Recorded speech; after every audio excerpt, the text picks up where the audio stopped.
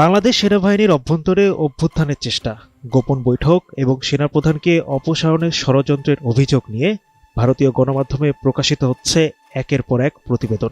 India Today ও the Economic টাইমসের মতো ভারতীয় গণমাধ্যমগুলোর দাবি, বাংলাদেশ সেনাবাহিনীর একজন শীর্ষ কর্মকর্তা লেফটেন্যান্ট জেনারেল ফয়জুর রহমান পাকিস্তানের সঙ্গে গোপন যোগাযোগ রেখে সেনাবাহিনীতে অভ্যুত্থান ঘটানোর চেষ্টা করেছিলেন। কিন্তু বাংলাদেশ সেনাবাহিনী এই প্রতিবেদনগুলোকে সম্পূর্ণ ভিত্তিহীন ও উদ্দেশ্য প্রণোদিত বলে প্রত্যাখ্যান করেছে।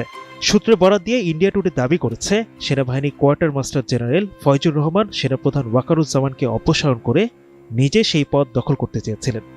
তার এই পরিকল্পনায় সমর্থন পাওয়ার জন্য তিনি গোপনে বিভাগীয় কমান্ডারদের সঙ্গে বৈঠক করেছেন।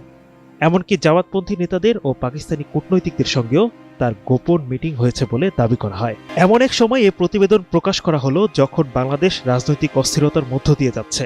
সাম্প্রতিক সময়ে শেখ হাসিনার পরিবারের সম্পত্তির উপর হামলা, বঙ্গবন্ধুর বাড়িতে ভাঙচুর এবং আইনশৃঙ্খলার অবনতির মধ্যেই সেনাবাহিনীকে ঘিরে এমন খবর প্রকাশ করল ভারতীয় গণমাধ্যম।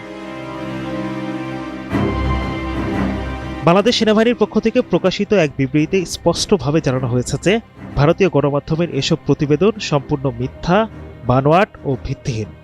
আন্তঃবাহিনী জনসংযোগ পরিদপ্তর আইএসপিআর এর বিবৃতিতে বলা হয়, বাংলাদেশ সেনাবাহিনী গভীর উদ্বেগের সঙ্গে লক্ষ্য করেছে যে ভারতীয় কিছু গণমাধ্যম ইচ্ছাকৃতভাবে বিভ্রান্তিমূলক সংবাদ প্রচার করছে। সেনা অভ্যুত্থানের সম্ভাবনা ও সেনাবাহিনীর চেইন অব কমান্ডে বিশৃঙ্খলার যে তথ্য প্রকাশ করা হয়েছে তা সম্পূর্ণ মিথ্যা ও উদ্দেশ্য প্রণোদিত। সাম্প্রতিক ভারতীয় গণমাধ্যমে প্রচারিত খবর কি শুধুই সাংবাদিকতা, নাকি একটি বৃহত্তর ষড়যন্ত্রের অংশ?